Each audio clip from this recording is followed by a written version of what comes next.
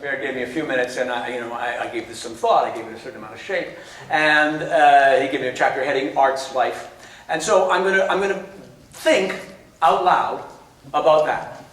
Art's life, by definition, because it's me doing it, is going to be my art's life, my life in art, and my life is art.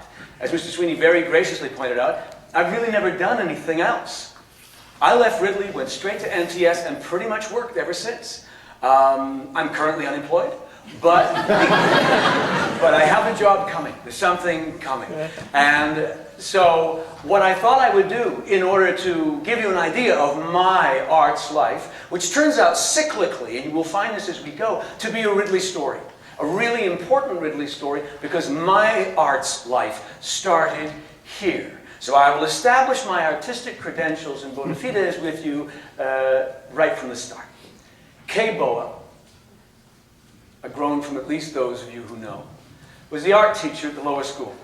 And malgré tout, all she could do to teach us art has not helped the fresco paintings that we did in the basement tunnel from Leonard House to Merritt House, from being whitewashed over. Clearly that was not the kind of artist I was going to be. I think it was a butterfly, and it was horrible. I have no skill. And I recognized, and this is a talent, recognize when you have no talent. It's really important. It will save you a lot of pain and probably a great deal of your parents' money. Okay, so just think about that. I am no good at that. Okay, fine. Let's move on to what I am good at. Instantly then, with Jim McGregor, a wonderful teacher at the lower school who liked drama, and David Cosgrove, and the Lodes who supported me through all of this, we started doing plays. I'm talking lower school, grade 8. I kept doing plays and kept doing plays. Now, I'd come to Ridley under my parents' assumption that it was a very strict disciplinary school that would get me militarily fit, would get me, hockey, soccer, football, cricket, squash. So you name it, I can do it. And please, thank you so much for the gracious introduction, but I was so horrible as a student. If memory serves, and it usually does, grade 13, which they don't have anymore because I went through it, right? 2 Englishes, 2 history, and chemistry. I got 49. They said, give him 55. It's good. You can go. It's good. It's great. That's probably not going to need it anyway.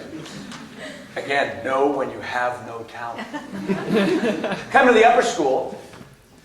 Met a pal, J.P. Weston. Now, the Reverend J.P. Weston, John Paul. We roomed together. We got along very well. We saw eye to eye. We saw some mentor kids in the upper grades that we could go with. Ashbaugh, Kingston, guys whose names you'll see on walls around the school.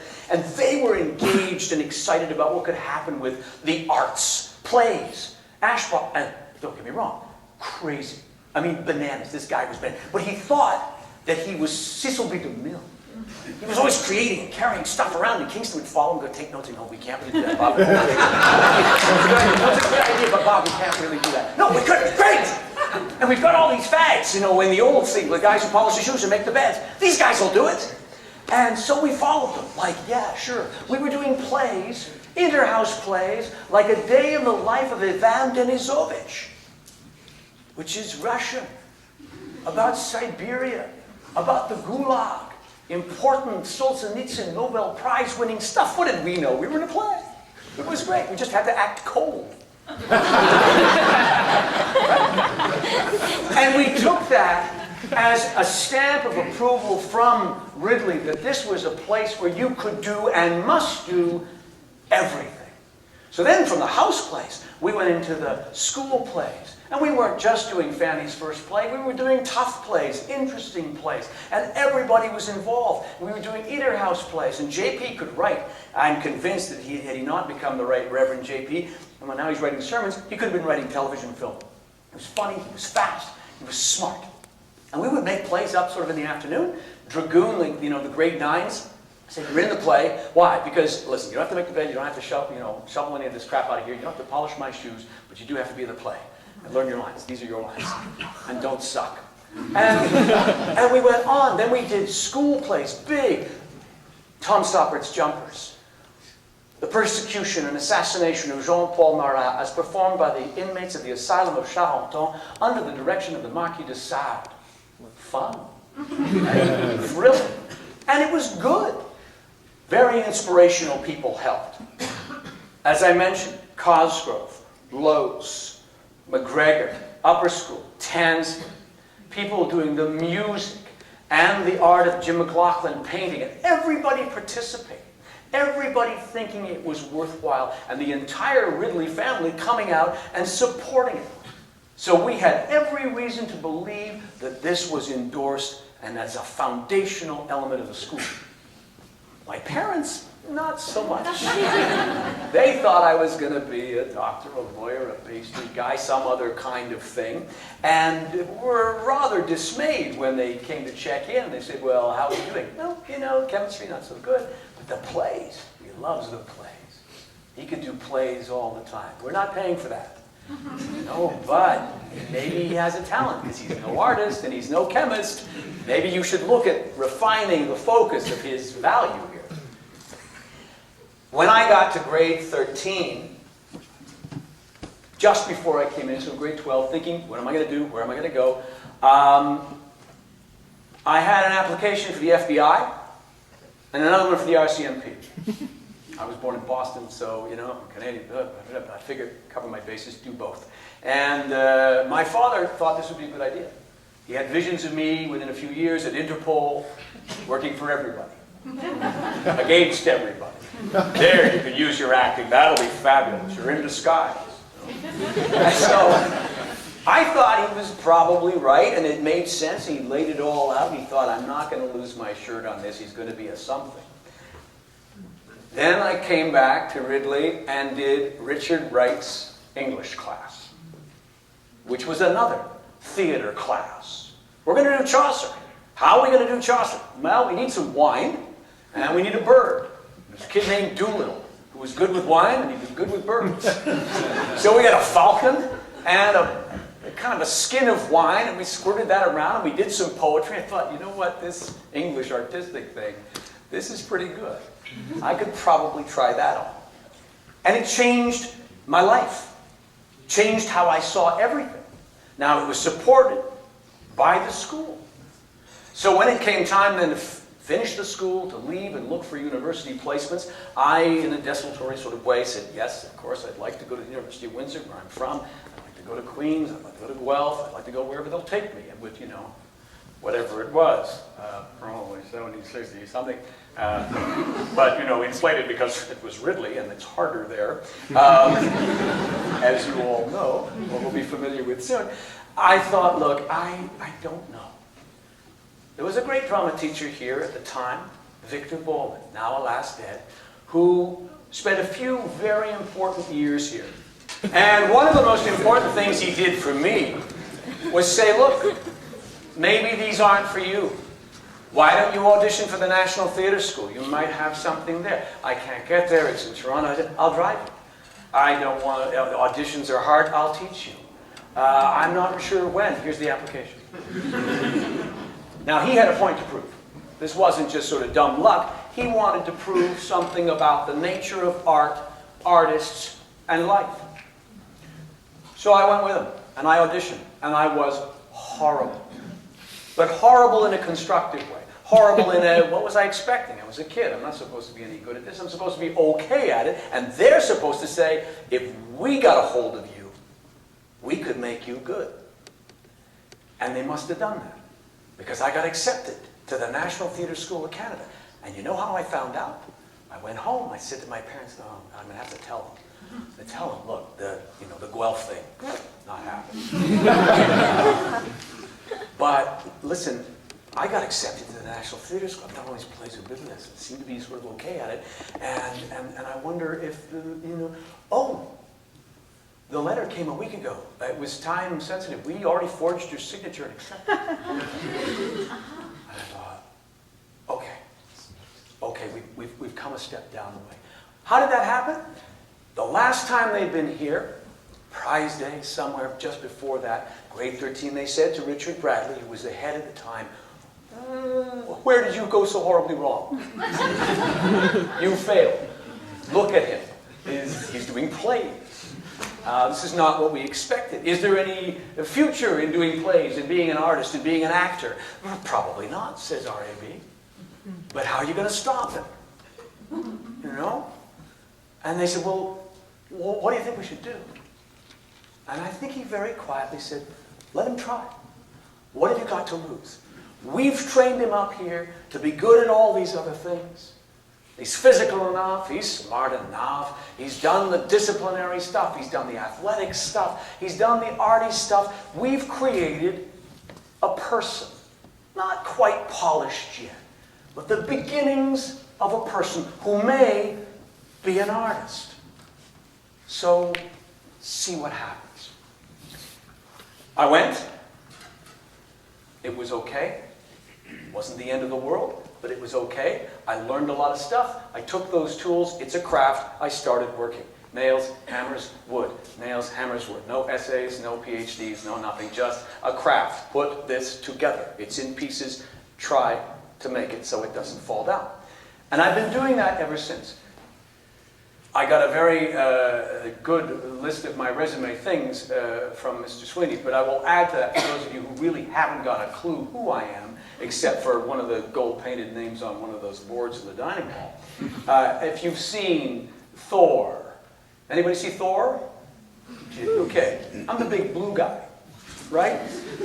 I'm the king of the frost giants. I'm 9.5 feet tall and blue after 5.5 hours of makeup. Right? And 2 hours to take it off, and half an hour to explain to the checkout girl why my eyeshadow is bluer than hers. I have to leave, and I got to go back to work. It's another 18-hour day. It's going to be crazy. You'll see me in Spider-Man 2 next year, Jack Ryan picture at Christmas. I've done 24. I've done big films, blockbusters, tiny films, big TV, small TV, Broadway theater, Stratford theater, tiny theater, radio, you name it. I've done it. And will continue to do it. Because art is my life. My life as an artist. Now, art, life, you. Where does this communication, this interaction take us? Do you need art? Do you need people like me to explain your life to you? No, I don't think you do. I think what I am a living witness to and representative of is that we are all artists. From the moment we're born, almost, and we are what? Dust, right? You got your Bible, you know what we are. Clay. Isn't it interesting that the moment we're born and we begin to play, we play with clay. We mold the things around us. We shape our world. It's sometimes in our image, sometimes in the image of some greater thing in our imagination. As it takes shape, as we take shape, as we develop our humanity, ourselves as people. Ridley was where those foundations were laid for me along that particular journey. So where does that leave you guys? Do you need art? Is it important? My question to you is, what would you do without it? Now you have to ask yourself, well, what exactly is it? So let's say we'll take everything that's arts away. So strip the walls. Silence the radios. Turn off the TVs. Close the cinemas. There'll be no dance, no music, no theater, no nothing. No internet, no YouTube, no Miley Cyrus. Imagine my disappointment. So, what do we get then? We're left back at the original, with ourselves. You leave a person alone in a room long enough, and what do? They have a thought. And inspiration. And then they try to reshape their world. And then the architect reshapes the world around the rest of us. And the dreamer does this, and the scientist does that. And the artist who comes and says, hey, look what you're doing. My job is to hold the mirror up to nature, like Hamlet says. I'm going to show you who you are. So I'm going to have to pretend to be you. Would you find that useful? I don't know. I don't have a mirror. But people need mirrors. There's a piece of Julius Caesar where Cassius is trying to woo Brutus to his side. Come and stab Caesar with me. I'd really use your help. It'd be great. And he says, Brutus, can you see your face? He says, no, Cassius, for the eye sees not itself but by reflection, by some other things. 'Tis just, says Cassius. And would you had such mirrors as would turn your hidden worthiness into your eye that you might see your shadow? I'll do that for you. I'll show you who you are. So that's the artist's job. And why would we bother doing that? To enhance, to discover, to develop our humanity. Who is it that we are as people? Who are we going to become? What does it mean to be a good person, a moral person, an ethical person, a kind, loving, supportive, generous person? I don't know. Let's see. Let's look at examples. Let's tell stories. Let's watch plays, movies, television, whatever, right? And so suddenly you begin to see that every day, every minute of every day, we are using art or some kind of creative claim making that is within our grasp. There's nothing fancy about it. You don't need training. It doesn't have to be in any way rubber stamped. You don't need a BA or any other kind of degree to do it. You just need to be aware, to be awake, and alive. And you'll find yourself sharing art. There is an art to what I'm doing now, even though I'd like it to appear reasonably artless. I made a few notes. Art's life, my life is art, we're clay, we're made clay, but made people. In the hope that something will strike a chord, that you'll say, oh, I've seen one of those movies. That was okay, that didn't suck. Or I get that idea. And more importantly than that, I see an example of someone who's come from a place where I am, who's gone there. This is now possible for me. I had Hume Cronyn. Hume Cronyn, brother or nephew to Terry? Somebody help me out with that. Cousin. Hume Cronyn was a great, famous actor married to Jessica Tandy. But he was, oh really? I mean, we actually had an actor. It's possible. Not only is it possible, it's okay. It's okay to want to be an artist.